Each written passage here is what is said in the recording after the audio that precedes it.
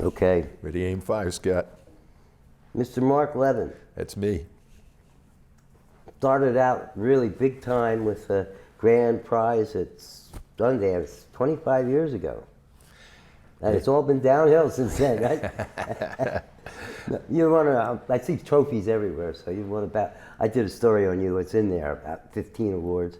But you're the quintessential New York documentary filmmaker at this point, I believe. And this was a celebration at Sundance this year with that 25th anniversary. So they restored it from what? What did you shoot it on? We shot the Slam on Super 16, blew it up at duArt to 35 millimeter and made the prints off of 35 IP. And when I got a call from Sundance, the Sundance Institute in the fall, John Neen, who I didn't know, but who was in charge of their special events and this whole restoration and preservation program that Sundance Institute, the Academy of Motion Pictures, and UCLA have joined together to preserve and restore films, and they want to include independent films. And John called me up and he said, we want to do Slam. I was like, fantastic. And he said, first of all, what original elements can we find? So went to duArt, and unfortunately we were never able to locate the original 16, Super 16, but we were able to locate with Lionsgate, who has the film now as a distributor, we found the IP, okay, the 35 IP. So they made a 4K restored version off the 35 IP. And then he said to me, you know, we'd like to show it at the opening weekend of the festival. This is going to be the first live festival since the COVID pandemic. And the only thing is, we don't want to just screen it, we want to make it an event. Do you think you could make it an event? So I was like, John, let me make a few calls and I'll get back to you. So I called Saul Williams, who of course was the star and who had a film he and his wife did called Neptune Frost, actually premiered at Sundance last year, but the festival still was not live. It was still virtual. Saul said he was down, he'd love to go. Called Sonia Sohn, she said she'd love to go. Told John we could make a whole weekend of events, panels, slam events, poetry readings. He said, let's do it.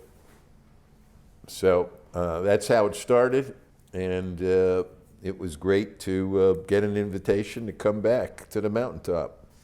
So Saul was there that first night that everything started at the ASCAP Music Cafe, because a lot of people don't know that about Sundance.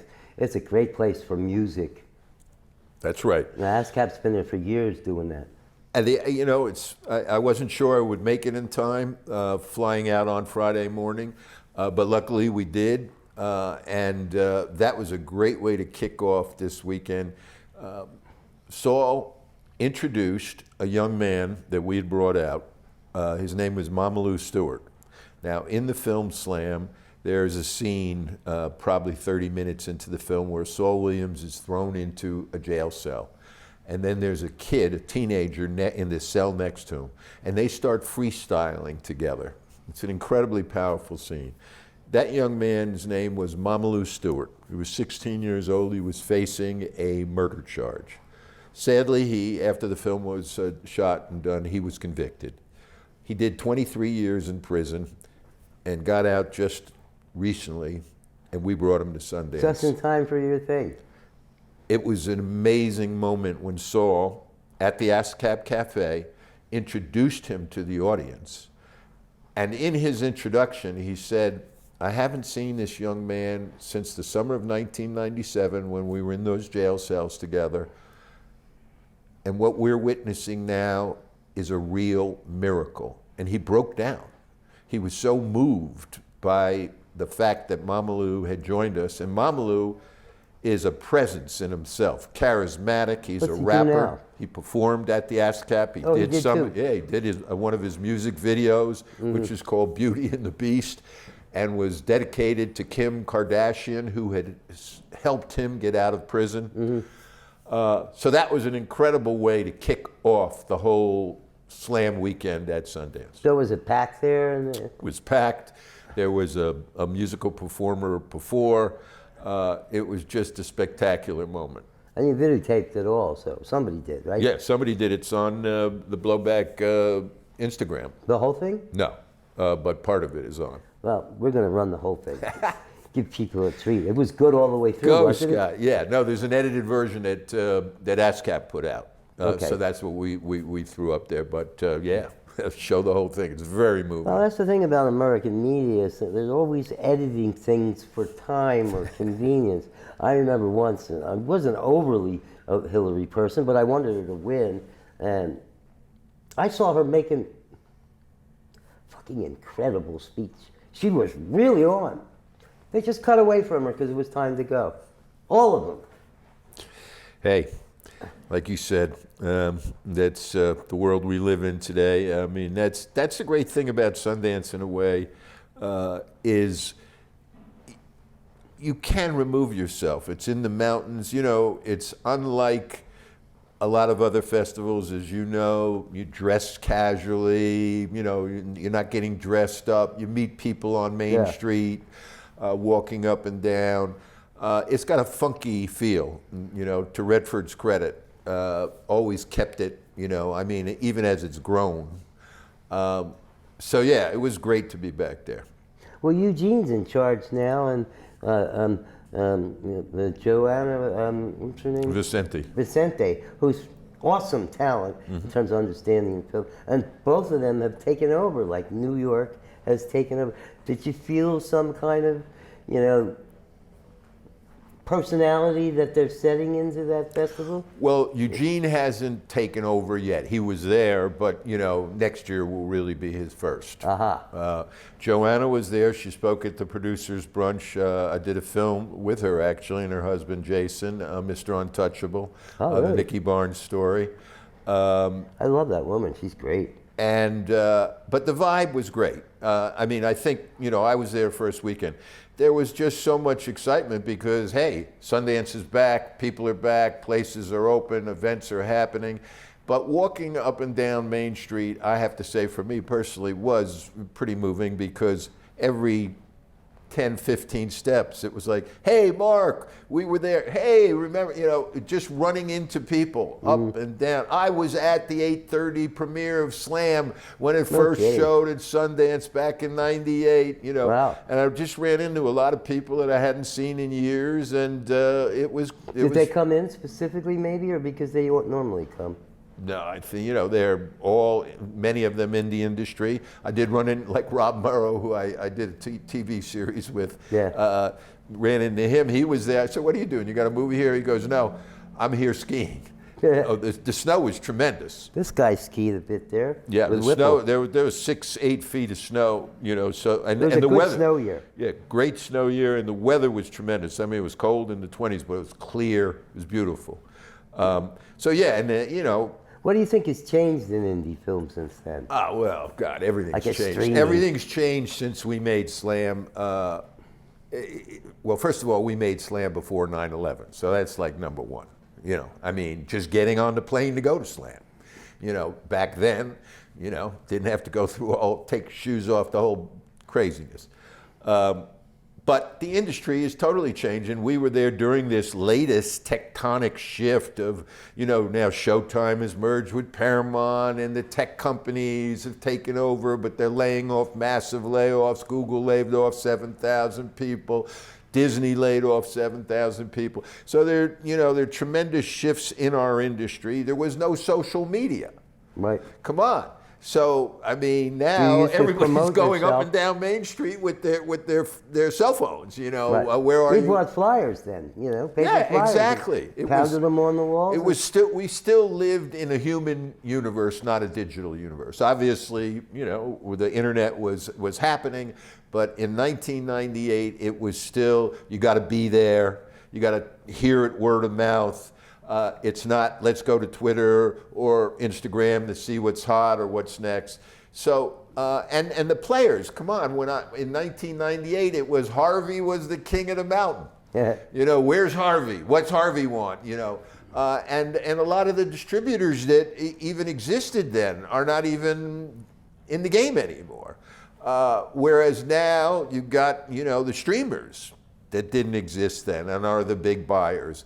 There's a much more of an international presence, which is great. It's not just an American festival anymore. There's a big international element, both in feature films and in documentaries. No, they always had it, but it wasn't that strong in the Wasn't past. that strong. Now there's a real international presence there.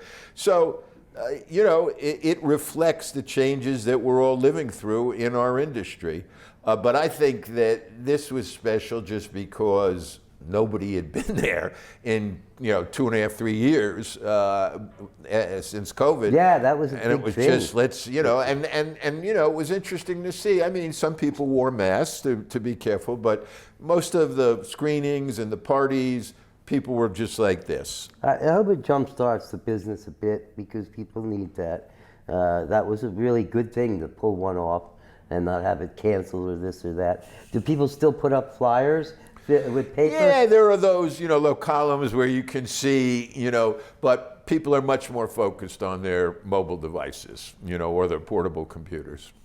You could get run over by those little trolleys. You're looking at your phone too much and texting. So the streamers, are they paying good? I mean, do you think that it's like now become a financial better situation for indie filmmakers because of streamers being out front there? It's a good question. I'm not sure. I think there are many more outlets, so that is certainly a good thing in terms of opportunities. There's a lot more choices of where you can license a film, sell a film, get backing for a project. That's for sure. At the same time, as you know, a number of kind of writers on this, you know, Vulture had the big piece 2 weeks ago, and the Hollywood Reporter had a piece last summer, you know, on how documentaries, it's a double-edged sword that on one hand, there are a lot more opportunities, there's a lot more money, there's a lot more audience, which is a great thing. In other words, the documentary has been accepted not as, oh, it's good for you to watch it, you know, on educational TV or a network white paper. It's like, documentaries are sometimes more talked about than scripted feature films or Hollywood feature films. They are, you know, in the zeitgeist. The downside, I guess, is that what some of these articles described as the commodification and the formalization that now that you can make money with documentaries, you can make a living.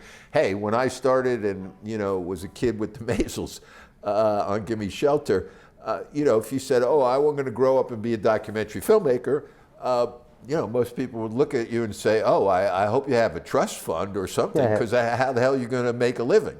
Now that can be a career path, you can do it, but there's no doubt that there is a kind of formulaic element, but hey. That's the end of the fourth wave of indie film then, because that's what documentary was, that took over from the Tarantino and the Sundance Kids wave, in the third wave, and documentary has prevailed for close to 2 decades. Okay, if they make it formulaic, then they'll be saying that the narrative films, at least we don't know what's happening. Because they used to say the other thing. Oh yeah, we know what's going to happen in the narrative feature, but in documentaries, you never know. Right, and you still don't know. You know, I was just telling you about the film that won about Nikki Giovanni, the poet. You know, I haven't seen the film. I want to see the film, but heard it was beautiful and fantastic. But it's still looking for a buyer. Probably because it wasn't formulaic. That's probably right. But still, there are a lot of filmmakers, and I would like to include myself in that group, that believe in, I guess, what you could call the homemade, you know, documentary that has your personal point of view and your personal perspective and is not just formula-driven or even AI-driven. I've heard stories from some, you know, of my colleagues about getting notes, and they're like getting notes from a computer. like saying, "Hey, at the end you of need to Act call the One, producer you on this." need to change the music, and there needs, so that's kind of unnerving to think you're going to get notes from a computer. Well, did you say in passing? Did you say you worked with Al? Al Maisels? Yeah. Oh yeah, Al Maisels. He was such a great man. Al Maisels, great man. I mean, his brother, David, hired me, or wondered. I think I related that story to you. No, I didn't. All right, well, I'll repeat it. I was, teenager. I was 19, and I dropped out of Wesleyan and moved in with my high school girlfriend in New York City at the end of '69 and the beginning of '70, and I heard that Woodstock was being edited on the Upper West Side by Martin Scorsese. And that the Rolling Stone documentary was being edited by the Maisels in the 50s on Broadway, which is 54th Street, yeah. the Ed, Where you stand Ed us off, Sullivan yeah. Theater, where they had their offices on the second floor. It's now where Stephen Colbert does his show. Anyway, I walked in, cold, long-haired, teenager, in January 1970. I had been at the Stones concert in Madison Square Garden in that earlier. I said, hey, maybe I can get a gig. Walk in, somebody handed me a bunch of cans of film and said, bring these to the lab. Bring these to Duart or Deluxe, I can't remember. And I went and brought them, I came back. So I'm working for 2 or 3 days as that young woman that was just here as an intern, And I'm thinking, wow, this is wild. The Stones and the Hells Angels were threatening to come over because they had the murder footage from Altamont, and the Jefferson Airplane were calling and saying, what are you going to do? And I'm a 19-year-old teenager thinking, this is heaven. One day, so after 3 or 4 days, David Maisels comes up to me and he says, who the hell are you?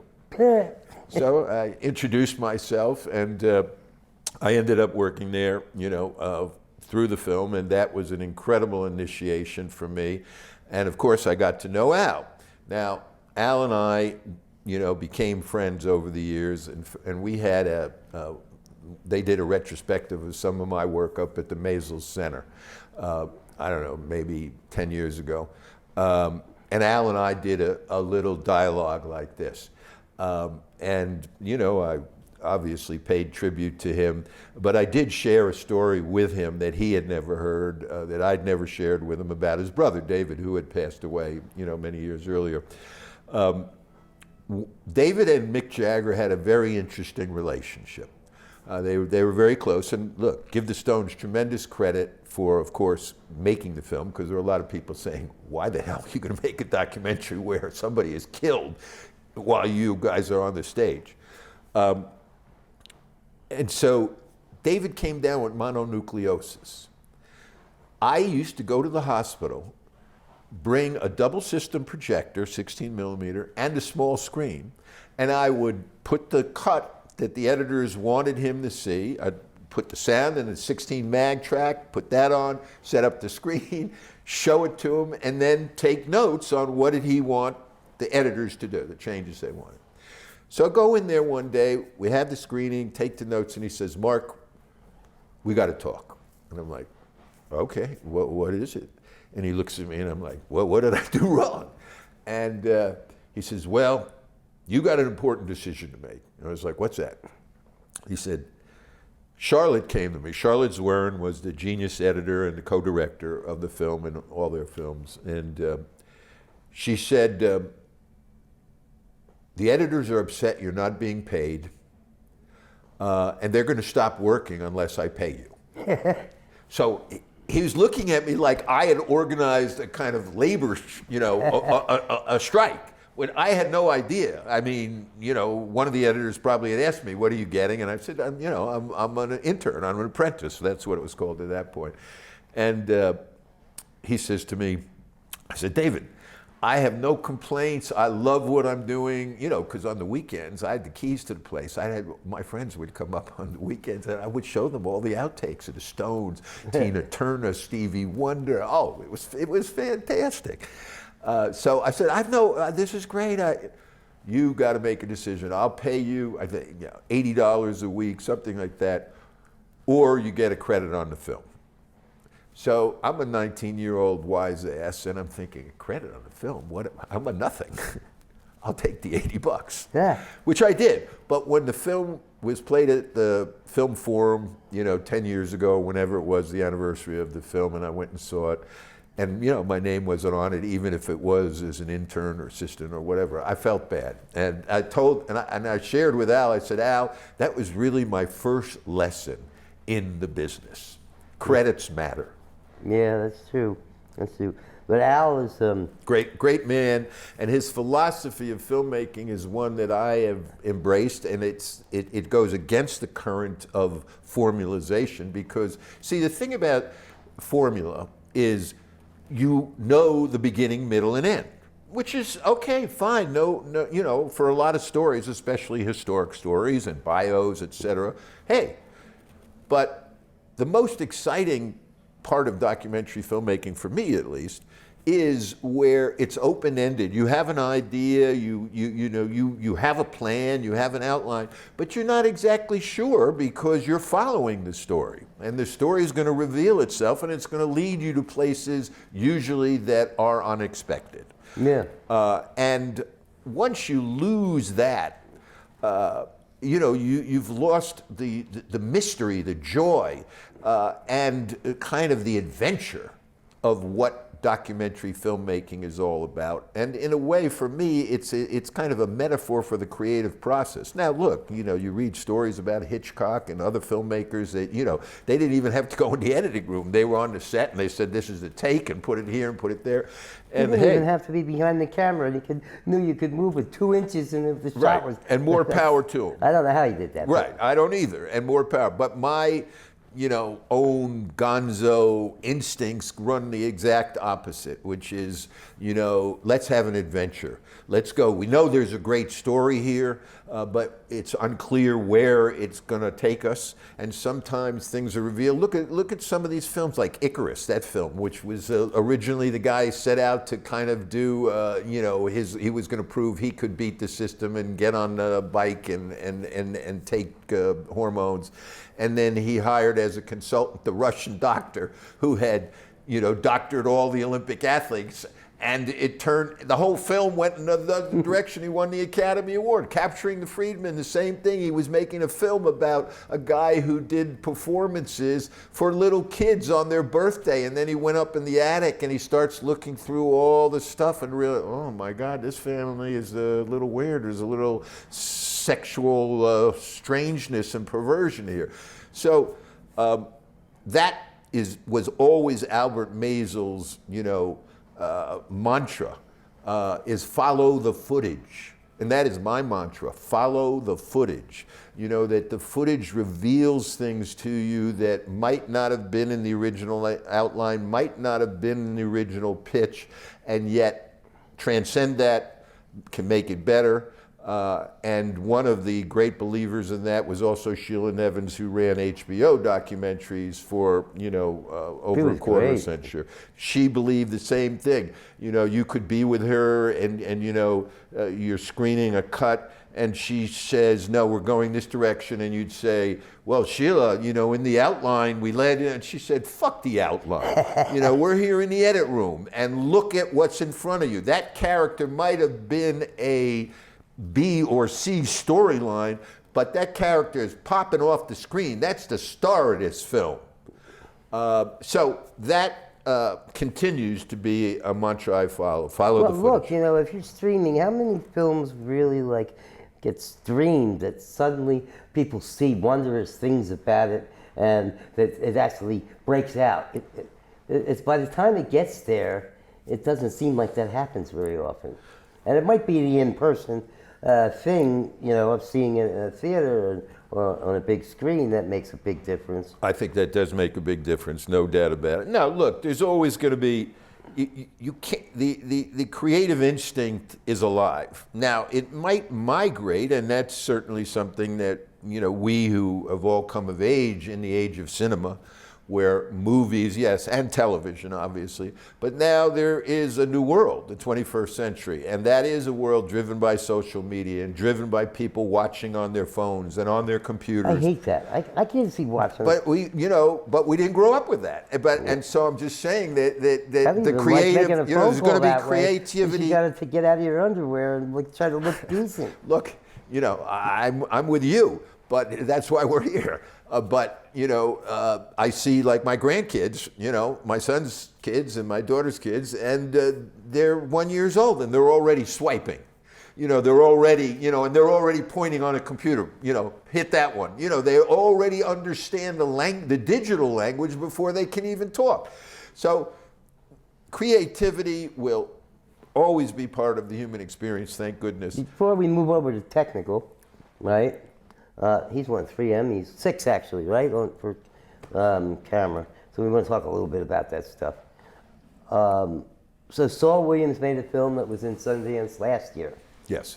And his wife worked with him on it. Right. Did you see it? Yes, I saw it at I saw Neptune Frost at the New York Film Festival last fall. Loved it.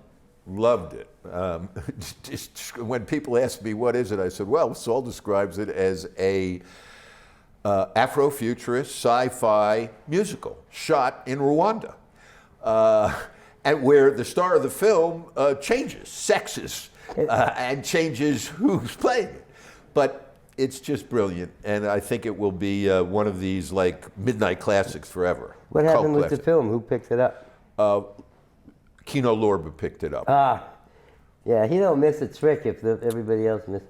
Well, so let's get down to business, because you brought up Kino Lorber. All right, so I'd like that trailer though from that film. You can get it from Neptune Frost. Yeah. Oh yeah. I mean, Let me just make 2 minor adjustments. Sure thing. You guys can keep talking. It's okay. Yeah, maybe I can. all right. Okay, Scotty. What time we got now? What time we got? Oh, I don't know. I don't know. Right. Well, somebody's got to keep track. My timer. Well, let's get down to business in terms of just Saul and Sonia coming to Sundance, and because you asked who was there. Okay, it was a grand reunion. Saul Williams came with his wife, with his mom, his sister. Wow. Sonia came. I told you, Mama Lou Stewart was all-star presence that blew everyone away in the Innovation House panel, which is available on video, where we had a panel discussion, Saul, Sonia, Mama Lou, myself. The small crowd literally was in tears. The whole crowd was in tears. Saul gave a sermon of the Mount there that is worth certainly listening to in terms of what we're talking about, the artistic spirit and the need to be independent and creative. It was very moving. So we did a number of events, as I had promised John Neen, the ASCAP event, the Innovation House event. We did a poetry slam that Bob Holman, who's in the film and is kind of the P.T. Barnum of the slam poetry movement, he used to run the New Eurekan Cafe, which is, of course, where I first saw Saul Williams. Yeah. He put on a slam. They still do stuff at New Eurekan? Yes, they do, and then there's the Bowery Poetry Club also. But they don't have the 5th night anymore. No. Because what's her name took all the money, but no. So Bob was there. He had triplets, by the way. Mark Benjamin, our DP, came with his family. Amir Lewis came. It was the editor. He came with his wife.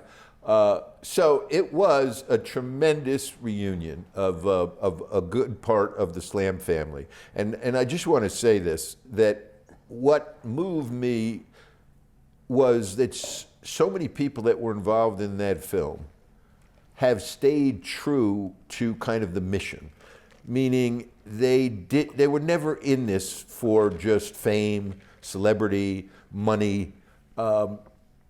They are all creative people, but that want to make a difference in the world and have been involved in social activism and criminal justice reform with Sonia and Saul, environmental and gender issues. And so it's just incredible that 25 years later, you see people, Bob Holman, spreading the whole slam movement. And you know, I must say, in a certain way, Saul is the most effective evangelist for the film slam in terms of what its impact in the world of spoken word, slam, poetry, how it helps spread it around the world. He went to 47 countries with that film.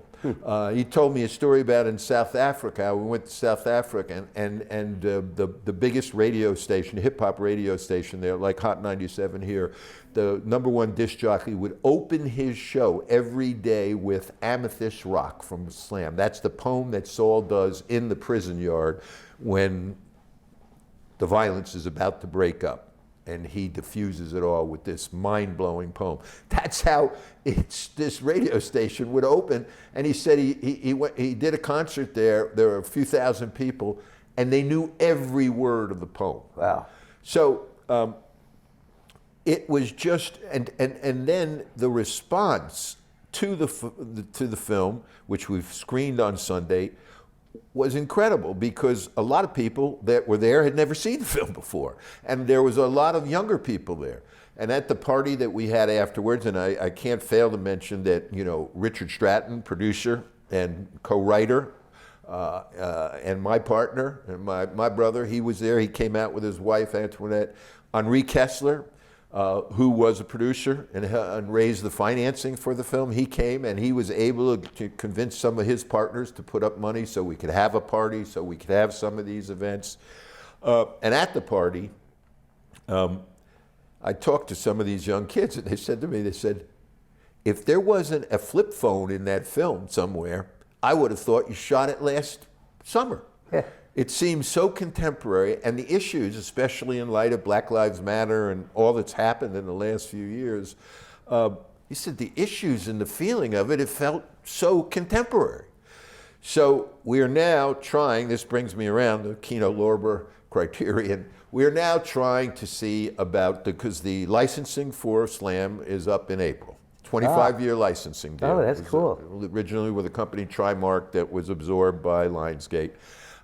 So that's a big question, is where we're going to land, and can we get the film back out there, you know, on streamers. Well, Lorber has been distributing more than he used to in the last 3 years.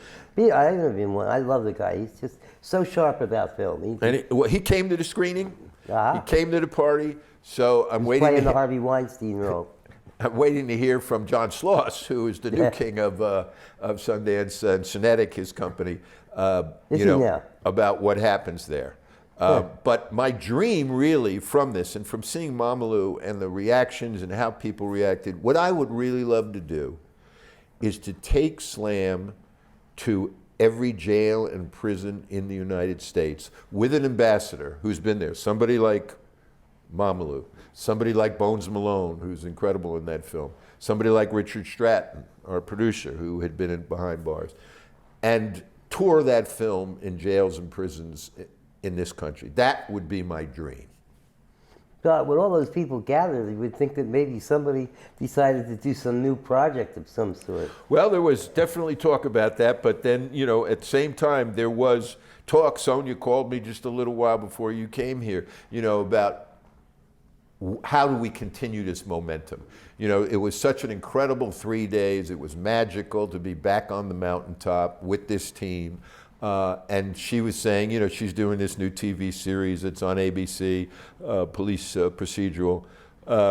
And she was saying, look, I'll do whatever I can to help get that film back out there. So that's kind of the number one. No, you know, how long is Saul's film? Saul's film is like 100 minutes.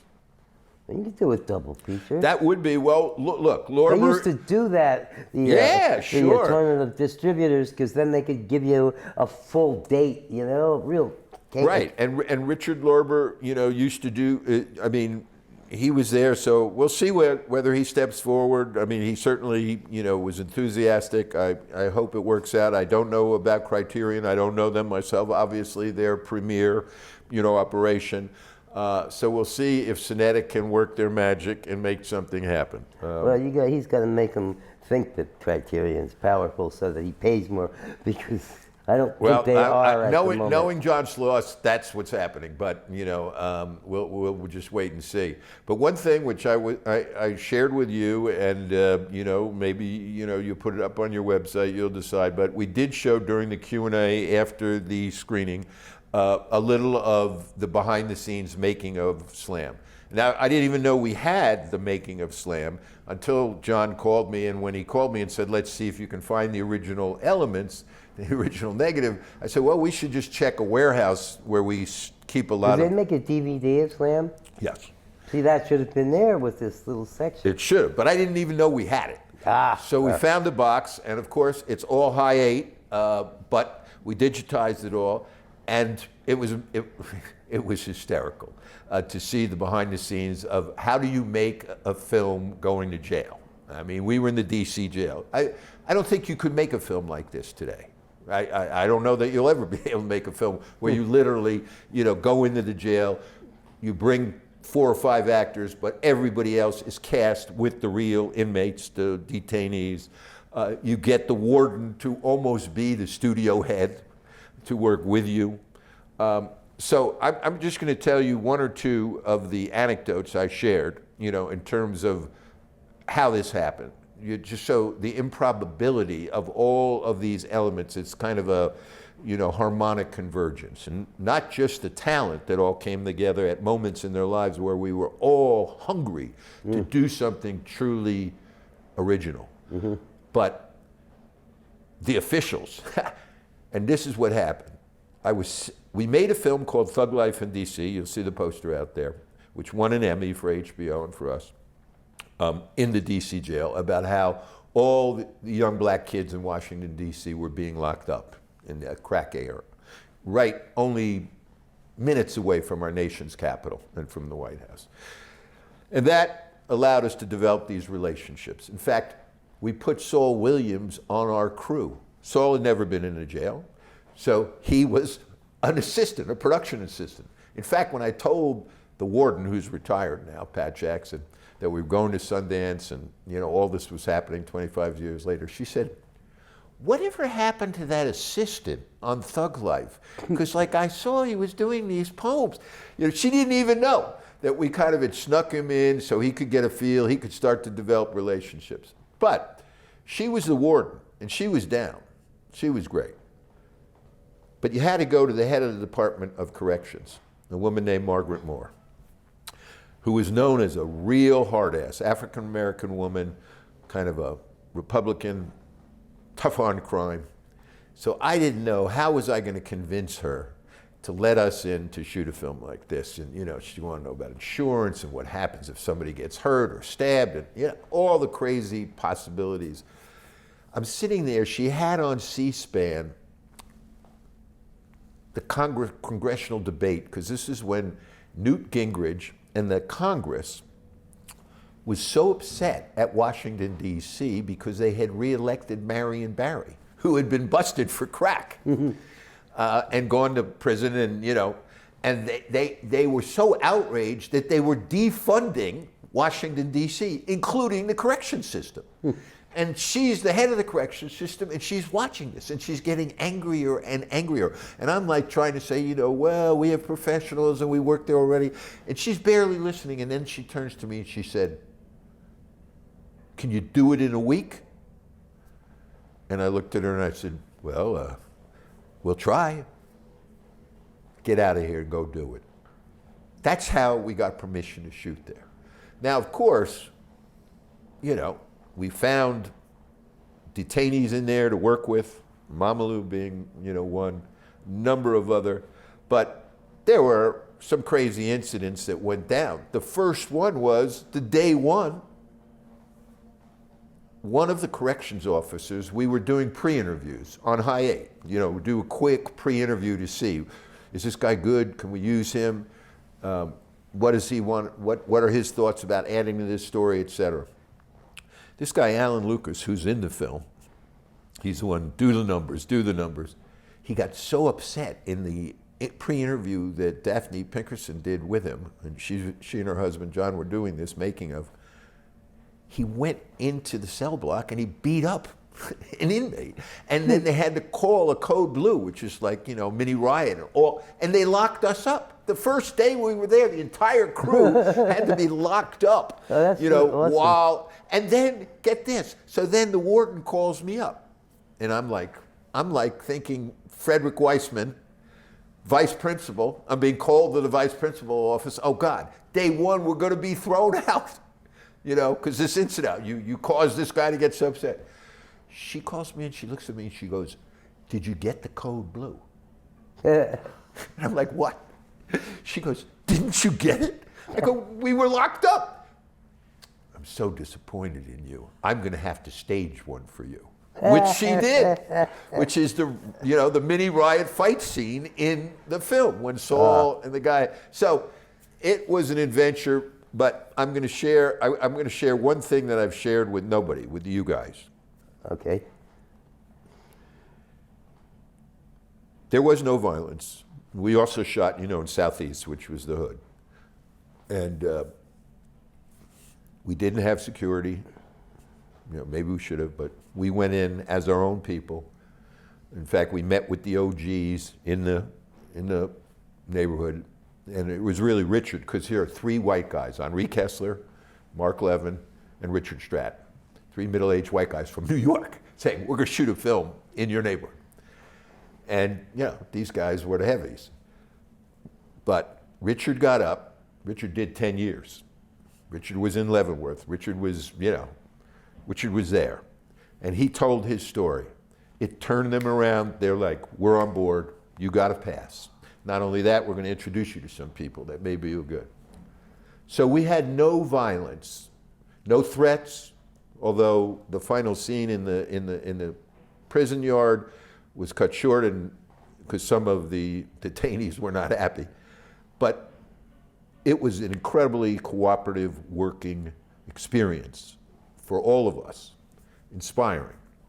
It wasn't till we came back to New York City to shoot the final scene at the Nuyorican Cafe, which was going to be, Saul gets out of jail and goes to his first slam.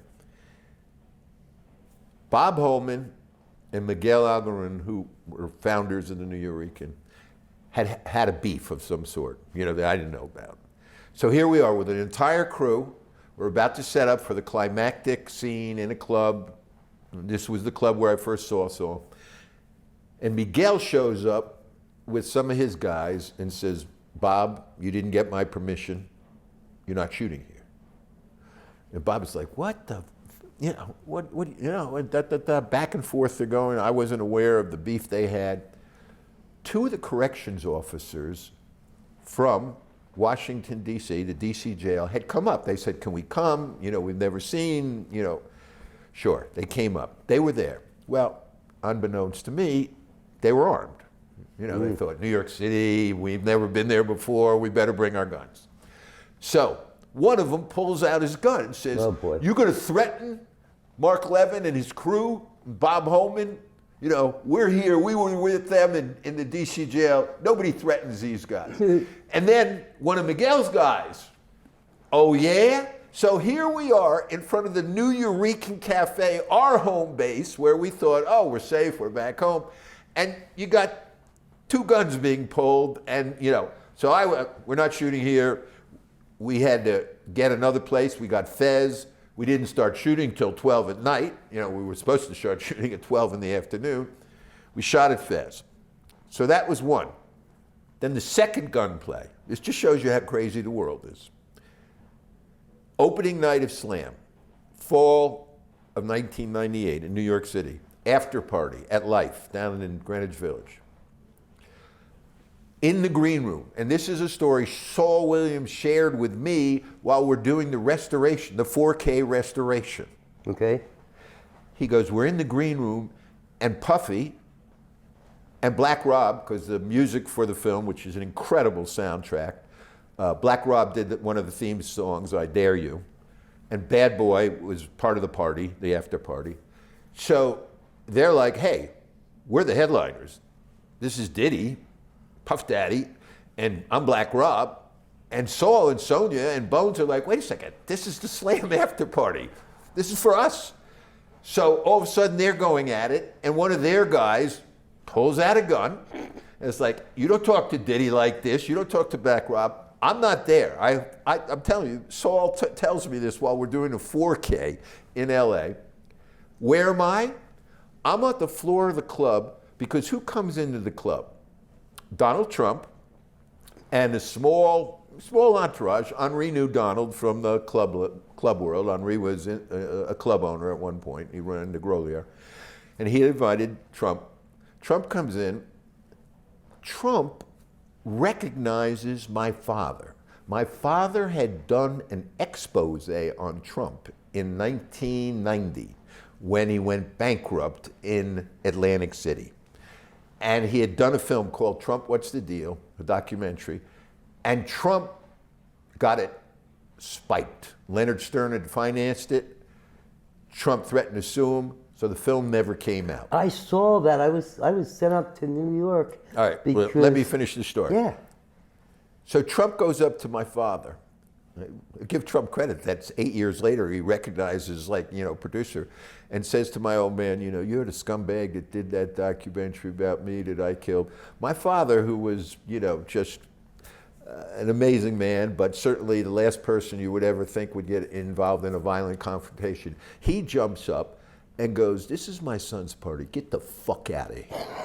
And the two of them, the bodyguards from the club, Life Club, have to come over, because Trump's, 6'3" or whatever, and my old man was like 5'10", 11. And I'm standing there watching this as Saul comes out of the green room, and I'm like, something's weird. And he comes on the stage, and he goes, Om. And then he does his poem. It was almost like in the film. He had to diffuse the situation. In the green room, the guns are out, and on the floor of the party, here you had two future billionaires in New York, two narcissistic, crazed, Diddy in the back with his team from from Bad Boy, and Trump with his small entourage, both threatening to blow this party up before it even started. Thank God, Saul brought the whole thing down, and it was an incredible evening. Did Trump stay? No, he left. Good. He left. Now, your dad made that film. I went up. Marvin Rothman sent me there. Uh-huh.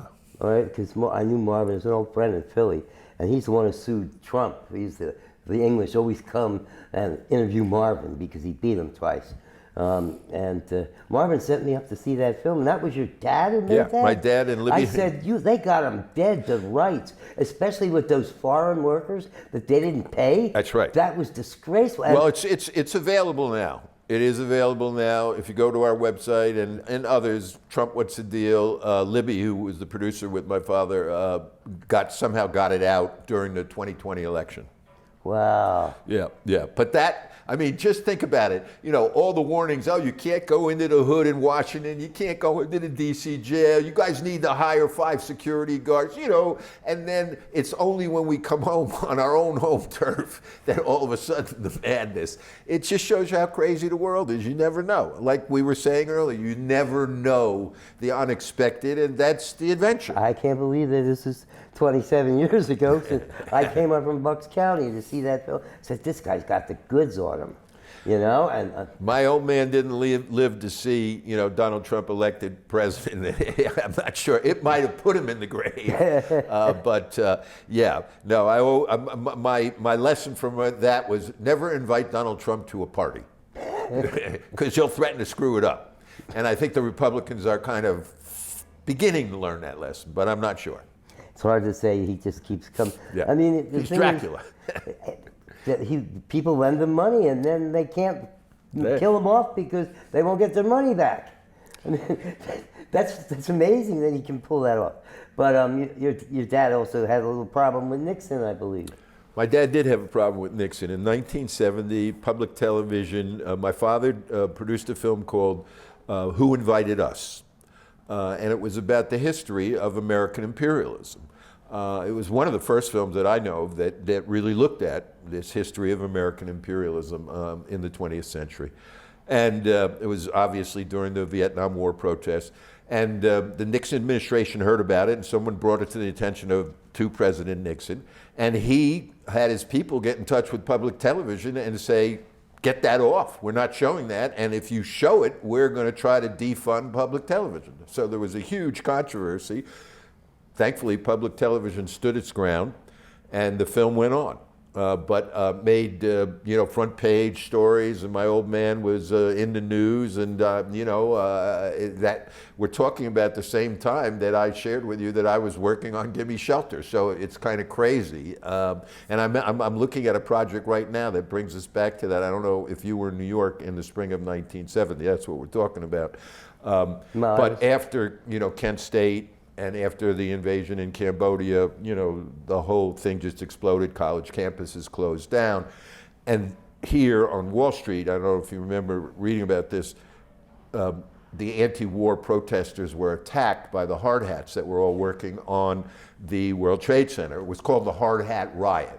And a book came out. I'm meeting with the author next week about a potential project, because the thesis of the book, which is fascinating, is that was the real beginning of the culture war, of the white working class turning on its own kids and turning on kind of the college kids and the elite, and this split that had before been kind of united in the kind of New Deal, FDR Democratic Party. And that was the moment it kind of came apart, and all of a sudden the hard hats were beating the shit out of these kids. So that was... There are moments in history, that's yes. what you want to tap. Yep. It's hard to believe. So 2 quick questions on Sure. that. You had a book called Slam. Yes. How did you do that? Was it a memoir of doing it? I didn't No. read it. I have it on my shelf, so I Please apologize. take a look at it, I'm Scott. going to review it because we're doing book take a reviews. look at it, because it's two things. It's a project that Richard Stratton and his wife Kim Wozencraft put together. Kim wrote the book Rush, that the movie was made out of. She's got her own story, incredible writer. So they put the book together. What it is everybody has a chapter. I have a chapter. Saul has a chapter, Sonia has a chapter, Richard has a chapter, Henri has a chapter, all the way down to the PA. And the best chapter is the PA's chapter. Really? Because he was the driver, and he's a great writer. Robbie Lever is his name. And his chapter is hysterical. That's the one I would recommend reading, because he's driving around Washington. He had no idea where he was going, and seeing these maniacs make this film. He's in the DC jail. He had never been exposed to any of this. So how he put it all together is very, very humorous. But yeah, it's a multi-perspective of all the different key players on the film have a chapter. But when we showed this 3.5 minutes, which I'm going to share with you, and we have this making of now, a number of people ask me, are you going to do the making of? Are you going to write something else? And I'm kind of trying to figure out, depending on if what this relicensing situation, where we land on that, if there will be something, a making of, or maybe a companion written piece. Because some of these stories that I just shared with you, don't appear in the book. We had to be careful about what we said at that point. But now we could be a little... You've got a little room back. Yeah, exactly. This whole Michael Douglas's agent, the super agent, once on television, and it was so long back to when he was selling acid to Janis Joplin and Jimi Hendrix. He didn't even mind saying, I was their acid dealer. I'm going, wow. That's the statute of limitations. That's a calling at its card. best. That's a hell of a calling card. Wow, I sold acid to Janis Joplin and Jimi Hendrix. I would say that's a hell of a calling card. Well, the story was that he was, Hendrix said, you're Jewish, you look like you could be a manager, an agent.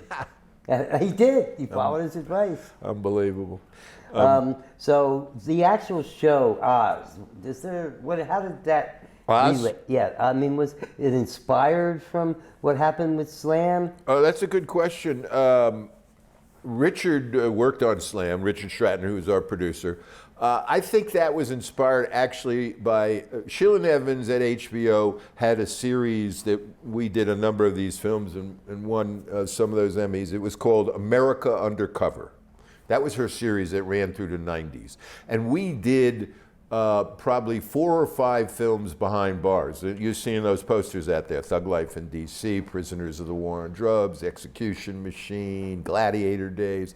I think that was part of the inspiration when HBO realized the audiences they were getting for these films that were inside prisons and looking at all of this, and they were like, wow, we're getting ratings on some of these that are better than the Hollywood movies, and let's do a scripted series, because there's obviously an audience that is interested in the dramas that happen behind bars. I think somebody should do a documentary about Sheila and Evans. I'm having lunch with her in a week or two, and I've proposed it many times over many years. I don't know if she'll ever allow it. She has refused, but you're right. Somebody should, and somebody eventually will. Whether she's still alive or not, I don't know. Yeah. No, she really was the bridge. As the Maisels and Weissman and Pennebaker, these were the godfathers. Yeah. She was the bridge in the late 80s, early 90s that took documentaries from public TV, educational, and white papers on CBS and other networks, and took it to HBO and turned it into movies, entertainment, things people were talking about at the water cooler. No, she had an enormous role that she played in really launching documentaries to where they are now. And many of the filmmakers, myself included, really were launched by her. I think you got a deadline, don't you, Robin, that you got to get to? So I just have a few more technical questions. Sure, Okay. go right ahead, No, Rob. Take over. Yeah. So that best film at Sundance, 1997. 1998. 1998. Okay. In 1998, Slam won the grand prize as the best film in the festival. Okay, and then 25 years later, it's revisited at Sundance. I mean, that's incredible. I mean, has that ever? I don't know if that's ever been done before. First of all, what is it about that movie that got such acclaim? What's your perspective on it? I think there are a few things about it that captured people's imagination. One, the performances, and this whole thing of slam poetry. Most people didn't know what it was, so it was a kind of marriage of rap and poetry, spoken word. So it was a new genre, a new art form. I always saw slam as a musical, but the music was the spoken word, the poetry. So that was new to a lot of people.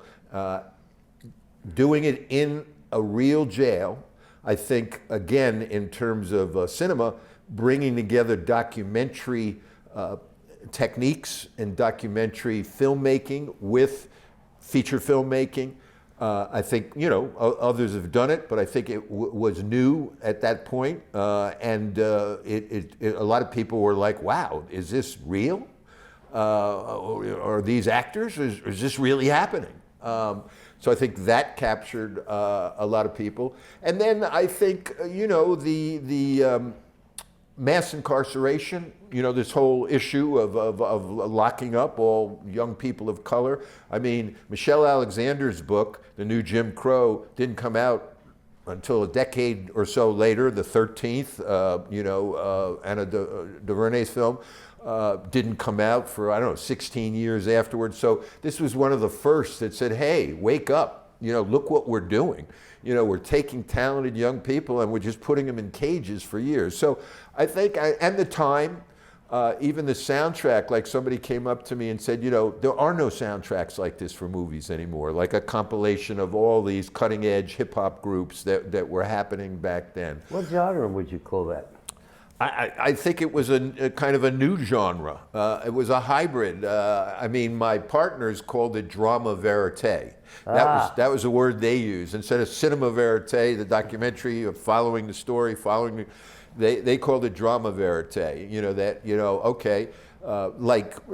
the film, there's a guy, a gang leader, that gets shot. It's kind of the inciting incident.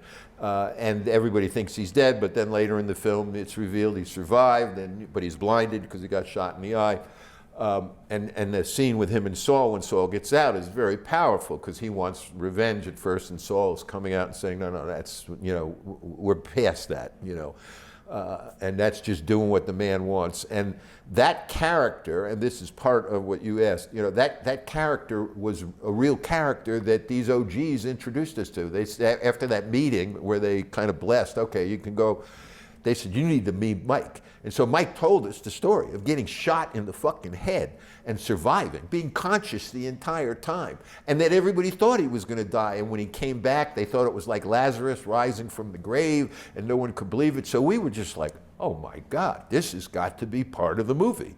And are you interested in being in the movie? Yeah. And he's somebody that if we're going to try to do an event this spring, 25th anniversary event in Washington, D.C., where we shot the film. And he's someone we're going to try to see if he's still alive, if he's still around, But that's an example of kind of the interplay, the documentary interplay of, oh, here's a real character, let's get his story. And then it's like, wow, this story's so good, let's put it in the outline. Because we're working from basically a beat sheet, what you would call a beat sheet. Like, okay, we're going to do a scene here, we're going to do an interview scene. Here are the questions, here are the beats we want, and here's maybe a few lines of dialogue that we hope will be part of the scene, but then let's take it. Okay, let's see where you go. And then out of that scene, something else will come, and we'll grab that, and let's take that. That's interesting. This would happen in a documentary, because every time they tried to do what they called a narrative film, they came close, but they couldn't pull it off without a script. Wells tried for years, and they actually released some version of it. I remember Abel Ferrara made a film that it almost worked. That's right. Until that last scene, it was...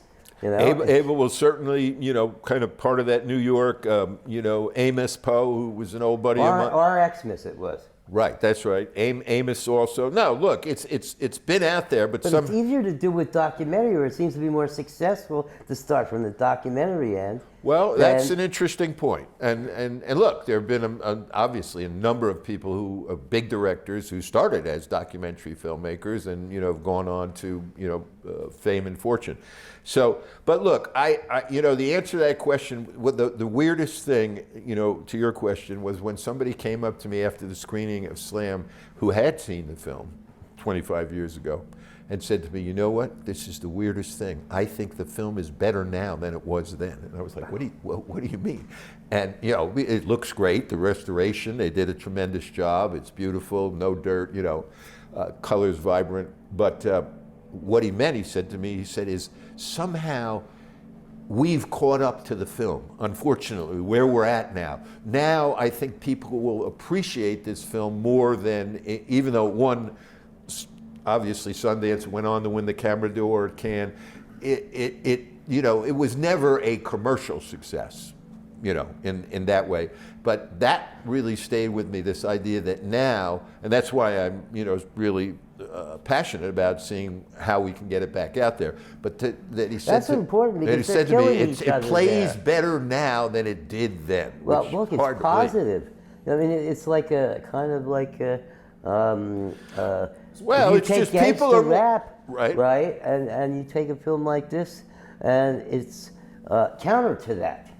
That's true. That's a positive message that maybe answer the fact that nobody had anything to say to gangster rap for 10 years.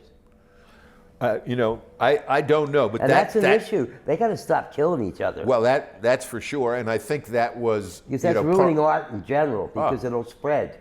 It's terrible, but I think that was part of what this young man was saying was that basically, just think of what happened, after the George Floyd murder and like you're saying, black on black violence also continuing, that it hasn't changed, and what's changed is maybe we're more aware, but maybe it's more in the middle of everything now, maybe in terms of just, of it, but the money went to gangster rap.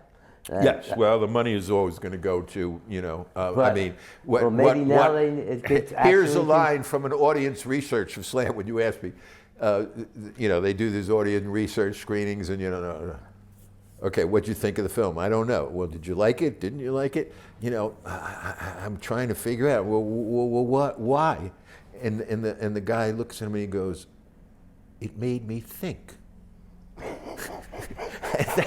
Now, that's something that might scare the commercial, because there's escapist entertainment, which is fine. I love it, and everybody does. But I also like something that will make me think. For me, that's what art is, make you feel, make you think. It makes you see things in a new way. But, for this viewer, that was a new experience to see a movie and not just it was funny or it was sad, but it made me think. And the distributor was like, well, what do we do with that? Well, since you had such a creative team, I can imagine you must have had some contested discussions about where the film is going. Oh my God, you are right about that. And that is a miracle of us all getting together again and having such love that there was always, heated back and forth and passion and people so invested in, no, I got to say it this way, and no, we got to do it this way, and let's try it this way. So that's part of, that was part of my job, is kind of managing the circus, and keeping the circus together. Yeah, because you're a great communicator. The same way you did it with LeBron and some of that stuff. Is LeBron following up on all that school thing? LeBron is doing amazing stuff. He's rebuilding Akron. The guy is, his mother said it best when he broke Kareem Abdul's scoring record 2 weeks ago, which was a moving moment for any basketball fan. And his mom made a little video, and I saw it on social media, and she said, I'm so proud of you, for now being the greatest all-time scorer in NBA history, but I'm going to be honest with you, I'm more proud of you about what you've done off the court. And she meant the I Promise School, which now they've built a community center, and the school's expanded all the way up to 8th grade, from when we went there when it was only the first 3 grades. No, and they've built housing for families that can't afford, that were homeless. What was it, 3 years when you shot that? Yes. Well, you're supposed to do it every 6 years? Well, that's my son, and we're looking into, and Jackson, who works with us, is also pushing to see if we can do a sequel in the Michael Apted 7-Up style. I still would love to do that, yes. But he's committed. It's great. So would you say slam, would you describe it as prophetic, ultimately maybe, life imitating art? Life imitating art, that's good. Prophetic, I would say Saul Williams is prophetic, and he has a bearing about him in the film, but now he was only a young man then. Now, he's older, and when you meet him, and we just got invited, the film just got invited to some Brussels, film festival in May, and they've invited Saul. He has a prophetic presence. He's a visionary. I believe he is a true visionary, and when I first saw him at the New Eurekan Cafe in a slam, which Bones Malone, I ran into him on the street because I was going to see a punk band with my wife Ellen, and I were going to see a punk band, and I ran into Bones Malone on the street on the Lower East Side. He said, forget that, you need to go over to the New Eurekan Cafe and check out this Grand Slam. I went over just before Saul Williams came on. I had never seen anything, and I'd been going to the New Eurekan. I knew Bob Homan. I'd never seen anything like his performance that night. So he has a prophetic presence. I think also, like what you just said, life imitating art, that one of the ironies is that the drug war, which is kind of at the baseline of so much of this, throwing people in prison, locking them up, forever, the crack epidemic, this fear, the violence. Ironically, under the Trump administration, one of the really things that I would say best things that Donald Trump ever did was that he signed the First Step Act, which was the first federal legislation reversing the drug war after Nixon declared it back in 70, whatever. So when you say catching up, we're catching up. Marijuana's legal now. That's what the inciting incident in the film, he gets a quarter pound of weed, and he's thrown in prison, and locked up, and God knows what'll happen. Hey, now you can go down the street, you can buy it. So in that way, yes, the times have caught up, and the racial issue, which we all know is kind of at the original sin of the American experience, and that will always be with us, trying to work it out, trying to move forward, is somehow after Obama's election, we thought we had passed it, but I think we've all woken up to realize no, and if anything, that exacerbated it. Like Trump as a reaction, and look at DeSantis in Florida. Just that we're never going to escape this racial dialogue, this. That's me. I didn't turn the phone off. Oh, well, it's the alarm, I guess. Well, it's a little sound effect. Robin, so did you have any technical questions, like camera stuff? Next question. Okay. Hold on, it's a long ring, so give it like 4 or 5 more seconds. Listen, you Well, let Robin go. Yeah, but I want to ask you because we got to get out of here. Yeah. I have some footage of Sheila down at the the fire. The firehouse. There's a lot of footage. Oh, good. Yeah, John Alpert's a they- buddy of mine. He's Yeah, great. I'd like to get it to her, but I went to HBO and they were giving me the All right, runaround. we'll talk about that later. Yeah. Robin, go ahead. So I'm only saying this just to trigger your answer. Sure, go ahead. I started shooting 8mm film when I was 10. I've been shooting for 57 years. Wow. Okay, I've seen every, as you have, every change in technology was just amazing. It is amazing. But that's not the point. The question is, what got you interested in this business? Was it your father, or did you make a decision? Because my father was a Dead Sea Scroll scholar. Okay. Oh, wow. And I asked him. I said, Dad, do you want me to, when I was 10, do you Wow. want me to follow in your footsteps? And he goes, no, you don't have to. I was like, thank God, because all I did was watch TV. Wow. And my parents criticized me. They were both professors. You don't read enough. But when I finally got into Ithaca College TVR communications, then they shut up. They realized I was just doing my research. Okay. So the question is, what was your moment of realizing that you were going to go into this business, and maybe perhaps following your father's footsteps? Well, it's funny. My father and I actually got into filmmaking at the same time. My father was originally a labor organizer. Both my parents were, and then they became professionals when they became somewhat disillusioned with radical politics. And my father was a journalist, and he worked for the New York Post. And then there was a famous strike in New York City, big strike, all the newspapers back in '67, '68. And so he ended up getting a job at WCBS News, and that's what introduced him to filmmaking, documentaries, and then he ended up at public TV a few years. What did you do at WCBS? He was like the news editor for the 16mm Naga recorder. Yeah, exactly. And then he was kind of at the beginning of public TV. I started shooting film in high school, a little after you. But I think I was influenced by the times. I mean, from A Hard Day's Night to Dr. Strangelove to The Graduate to Battle of Algiers. They just film at that moment, and when I was in high school in the late 60s, that's what we were all talking about. And so the idea of running around with a camera, I staged like a mini riot in my high school, and it was just I didn't think of it as a profession, but like a kid. And then I went to Wesleyan, and I Wesleyan, which now is famous for its film department, but it was just starting up then. I met some other, people that were interested in filmmaking and started, but when I dropped out, it was the fact that I got a job at the Maisels, and I learned a skill of editing, and it was still film. The rewind's there, right behind me, which, the kids that work here, they don't even know what is that, what's a movie scope.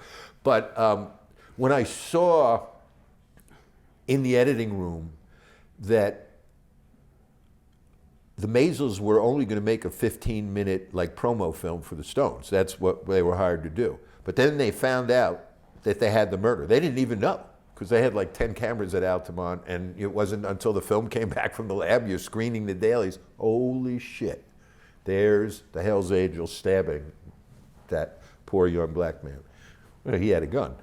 But, and I saw how editing, it just grabbed me. And that's how it was through it I eventually became an editor. And it was then that led to directing, writing, producing. But yeah, it started in high school. I think I never thought of it as a profession. It was more like, this is fun. This is a way you can act out your fantasies. The girls were, oh, wow, you're a movie maker? Okay, what do you want me to do? Okay, yeah, get your bikini over there. So it was part of what was happening. But certainly those movies had a profound impact on me. What about Medium Cool? Medium Cool, definitely. Medium Cool, now there you go, a movie that was a hybrid before its time.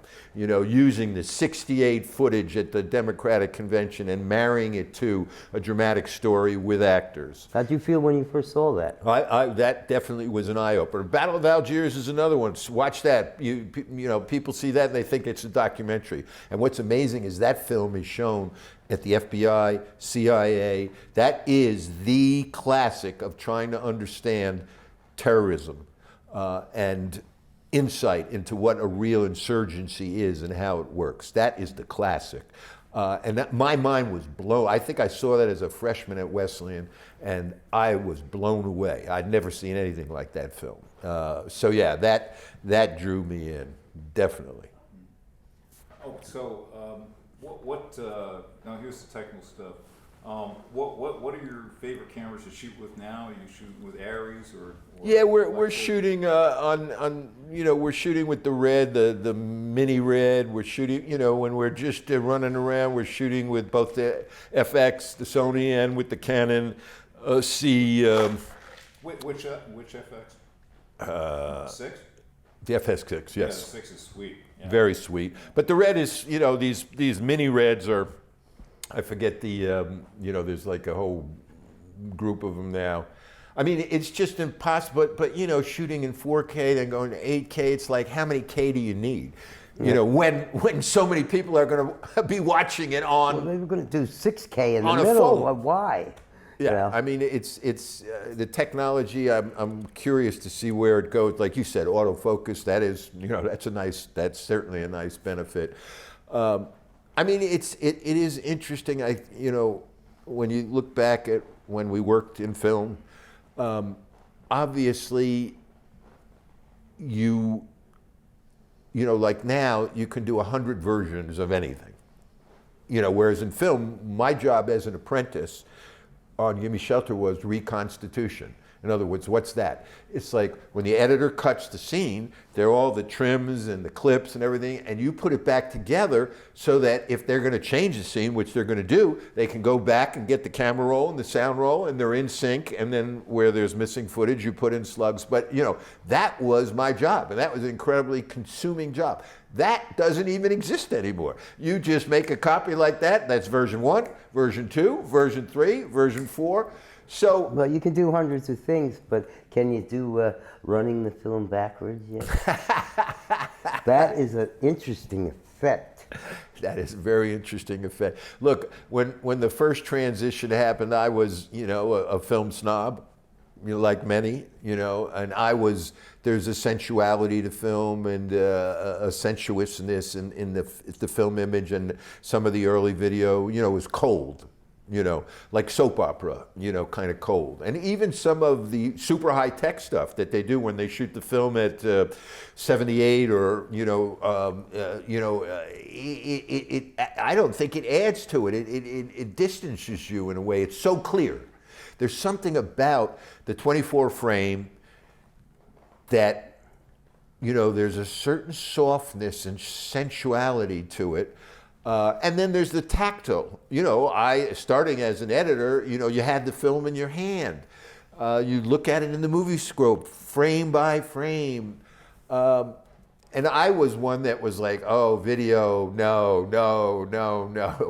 But then I got a Portapack. My buddy Barry Rebo, who was one of the first that had the Sony Portapacks, and it's like, oh, well, this is interesting. The quality still wasn't there. Then we went to 3/4. Then we went to beta. But when digital happened, that's when the world changed forever. And now we're in a new world. There's no doubt about it. I feel, like an old timer in the sense that I even know what film is. just for clarity for our audience, OG stands for what? Original gangster, but you know, Oh, okay. used as a kind of. I thought it was old gangster. Well, no, it's original gangster is in gangster rap, you know, but or in a gang. He's an OG. He's an original gangster. He's one of the first Bloods, one of the first Crips, one of the first Vice Lords, gangster disciples, whatever. But now it's kind of a metaphor or used much more liberally as somebody who's been around. Yeah, or it's an insult with old No, gangster. it's not an insult. No, it's semi-insult. It's a compliment. Well, it's saying you're old and you're thinking you're not. Yes, it's an insult in that way. Yes, you're right. I'm sorry, this is called movie what? Moviola? Movie. That's moviola. So, Yeah. so did that precede? That's a movie scope. Okay. Did that precede Showcron? The Showcron. Remember? It's Yes, like a yes, tabletop thing? yes. Yeah, and the Steenbeck. Right. I mean, this, you know, this is what you would have gotten in film school in 1970.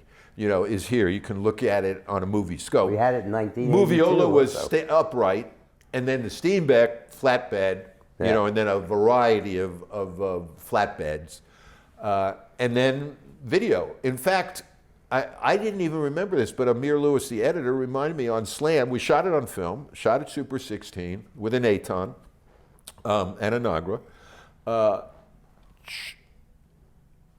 Had it blown up eventually, but we transferred it to video. We actually edited it on video.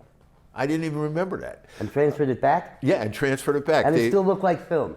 no, but it was just, it was like working on a work print. Like, in Okay. other words, you make a work print of your film, you know, you're not going to edit your original, and ours was negative, so you make a work print. But in this way, the work print was video. And they had devised, DuPont, a system of time code that you take the numbers, and then they would go from the video, though, and match the original negative. But yeah, we actually edited because we wanted to use computer editing. I don't know exactly why. I can't remember how we made that decision, but I had forgotten that. So it's almost like what we call proxy files now, where you send the low res version with the time code. That's And exactly. then you upgrade it later. That's exactly right. That's exactly. But this was, you know, a low-grade video version instead of a 16 millimeter, you know, low-grade black, you know, color version. So when it was CBS, had the thrill of working with a guy named Hank Wolf. He was CMX editor, and I actually went to CMX school. My dream was to be a CMX editor, and went to the Aurochs School in Santa Clara. But anyhow, Hank Wolf eventually became an EIC, or engineer in charge. But before that, as an editor, he was the point person that worked with CBS and Memorex to create CMX. Yeah. No, we'll see. And that was controlling quad machines with the IQ, you know, I squareds and all That's that right. stuff. I mean, wow. I mean, just to watch that as part of the evolution of technology, that was huge. You and I have lived through probably 3 or 4 revolutions in our industry, you know, in terms of technical, which are amazing. And now with digital, I mean, we see, going back to the beginning of the conversation, Scott, with the tech industry taking over Hollywood. In other words, it's now the tech industry. It's, you know, Apple and Google and, you know. Yeah, but they're doing it with their money. They ain't doing it with better sound, I'll tell you that. No, but I'm I saying. think that's a problem.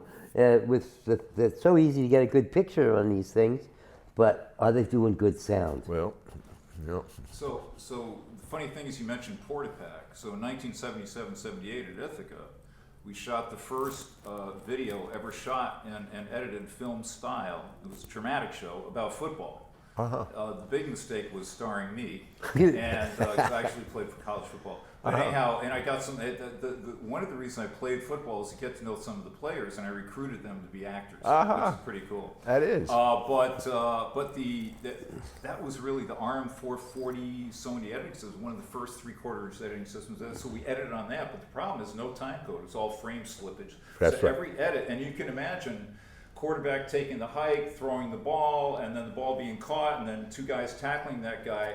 You had to be precise. It took 5 times to do each edit to get it right. I know, Okay. because I started on the 1/2 inch, where you literally had to manually just push the button down when the 2 machines were. But I got one of the early 3/4 computer editing systems. That's what really started me in setting up my own business, being independent. Right. Was getting one of those first 3/4 editing systems. Right. And the funny thing is, I must have spent, I was lucky, I bought a house in 1985, It doubled in value in 1 year. Wow. Hot real estate market down in Central. Everybody moved Where? west from the shore. Everybody moved west from the shore and south of New York, and it met at Howell Township, New Jersey.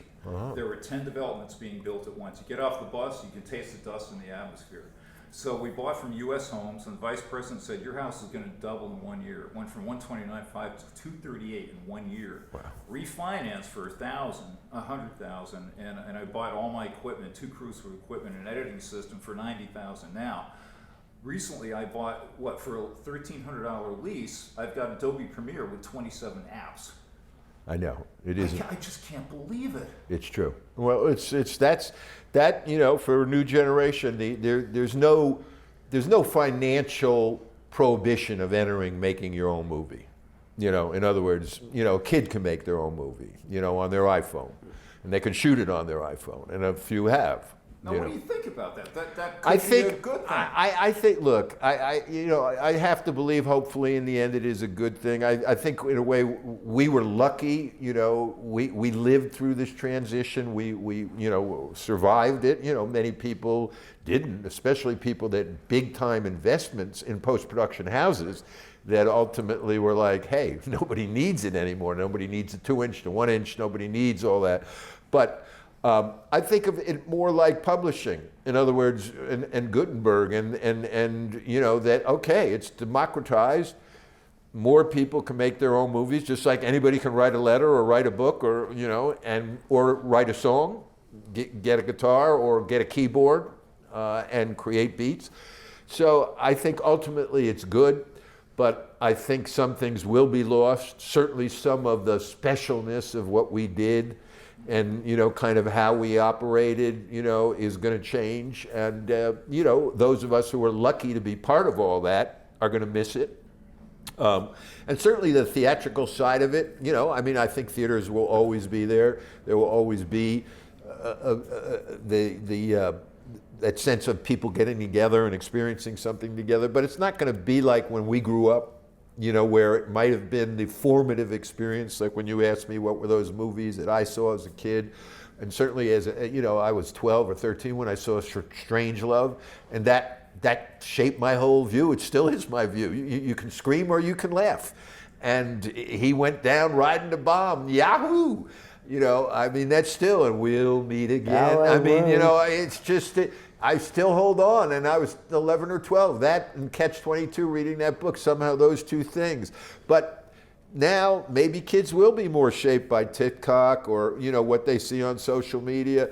So, but ultimately I think the fact that more and more people can use this technology and can make their own, can express themselves, can find their own form of self-expression is a good thing. You seen Top Gun Maverick yet? Yes. Did you see it in IMAX? No. I saw it in IMAX. Unbelievable. And by the way, I got to interview the DP. Wow.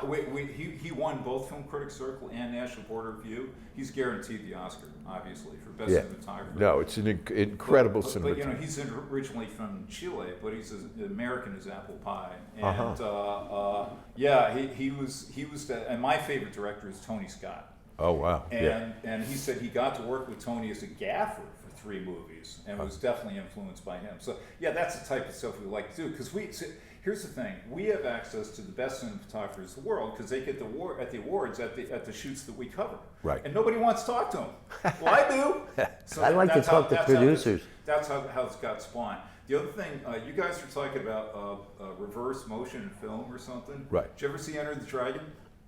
No. It was a Bruce Lee movie. So Right. It was significant because the first time that 20th Century and Run Shaw combined forces.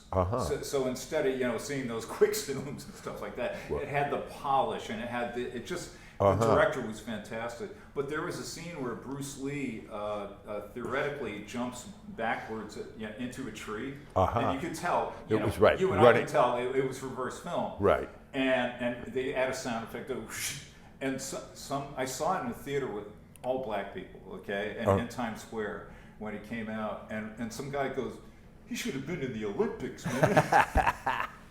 So I never forgot that, and so recently got to interview Mikhail Baryshnikov, Oh, wow. Now I saw him perform when I was 20. Wow. And this guy jumps so high that your stomach goes in your throat. The whole audience was like, "Ugh." And so I got to tell him that, I said, when I was 20, I saw you perform, and I used that line. I said, you should have been in the Olympics. And then he didn't appreciate that. That's funny. Well, I got one more technical question for you. Because I actually did the first article on the Red way back in a Oh, wow. film festival report. No, it was an indie film. I think it was the Indie Film Reporter, the last one.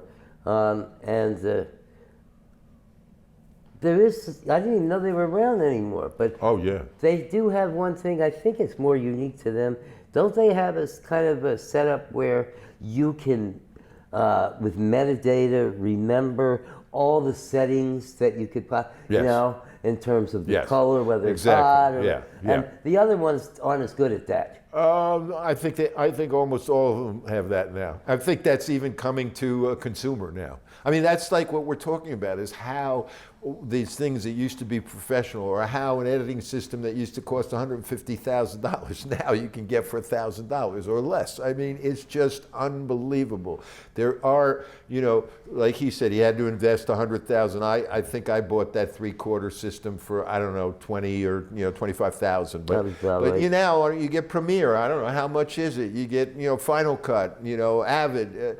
It's just a new world. No, it's exciting. Look, I'm fascinated, and I'm, spending a lot of time with my grandkids, so I'm like so conscious of watching how they respond. And the power of storytelling is universal, and it is innate. You can see it before language is fully formed, before they can fully understand the beginning, middle, and end. You can see how they're drawn into it, and it's incredibly powerful. So it's going to be with us, and just hopefully it's not all, some kind of insane propaganda, Now, we're going to have to resist that. First of all, I think there's a lot of OG stuff that's really valid that's been lost. But that doesn't mean I don't want to go forward with everything that's new, but there's a lot of stuff that's been lost. The book has not been treated right. The story's on the web. You can't read a story. They throw an ad over it. Well, that's the whole idea that people don't read anymore is obviously troubling his parents. Your parents, Robin, were worried about that, quite a while ago. And there is something about reading, again, for us, a literate generation, that I think would be a great loss, that if... Well, that's why I hired him. I let him do all the reading for me. And this guy reads avidly. And so we got another guy named Vincent who's an actor and an acting coach and a voice coach. He's just brilliant. He watches like 2 movies a week or reads 2 books a week. That's what I need. I need people like that because I'm too busy. You know how it is. Yeah, but you're a natural shooter. You're like the best. But thank you. But two quick questions. So why the Red? Why do you like the Red so much and the mini Reds? And what are you editing on? Avid? Yeah, we're editing on Avid. Okay. We're on Avid. Although I know a lot of people do use Premiere. And, we just kind of started with Avid and have been with it, and a lot of our editors, still prefer Avid. The Red, look, I'm not sure. It's more, these are DP choices. I defer to the different DPs that we work with. But it's gorgeous. I mean, just the Is Black Magic a good one? I haven't used it. I've not used it, but I mean, I'd admit now that it's hard. It's sometimes hard for me to tell. Like if I go to the NAB show or go to the convention center, it's hard. So on the cameras, I'm not sure where that's headed. And the editing though, Avid is where we're at. Well, I was in the wedding business for 36 years and kind of on part-time. And that's why I started the business. Because what happened was CBS wouldn't hire me as a technician. So I had to start my own company and hire myself. So that's basically what happened. But as a result of that, when I got hired at New York One as an editor... Wait. Somebody, Ask the question again. Somebody got smart enough to realize that I could shoot. Because if you could shoot weddings, I mean, talk about 15-hour days. Right. That's news is a piece of cake, especially entertainment news. That's good. The thing about having had all that experience and seen those transitions, especially the wedding business, you know, we started with tube cameras, right? And we did, my God, we were shooting with, I think it was 2,650 watts of light.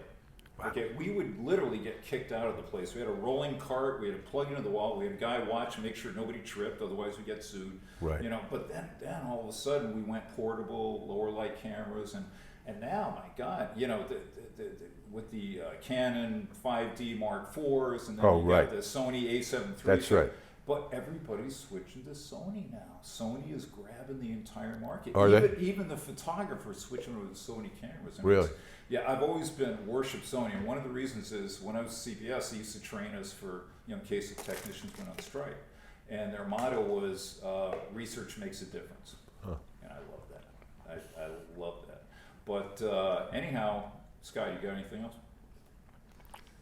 This is the fourth time I've interviewed this guy. Is that Everyone right? gets better. When was the first time? I don't know. I don't remember myself. But Scott, thank you. Robin, great to meet you. My pleasure to meet you. You guys are welcome to come back, you know, Oh, thank you. anytime. You know, the building's got a lot of space because of, you know, post-pandemic. So, you know, Right, if you're looking for empty space, I can certainly connect you with the people that run the And- building. Wow. And congratulations on everything. This Well, is thank you. No. I fantastic. you do need to come back for the shots. Yeah, yeah. No, you're welcome to do that, obviously. And yeah, let's. yeah, this is going to be cut into about 25 segments, Well, which is good. We had a real round until the end when I lost it, lasted 10 minutes.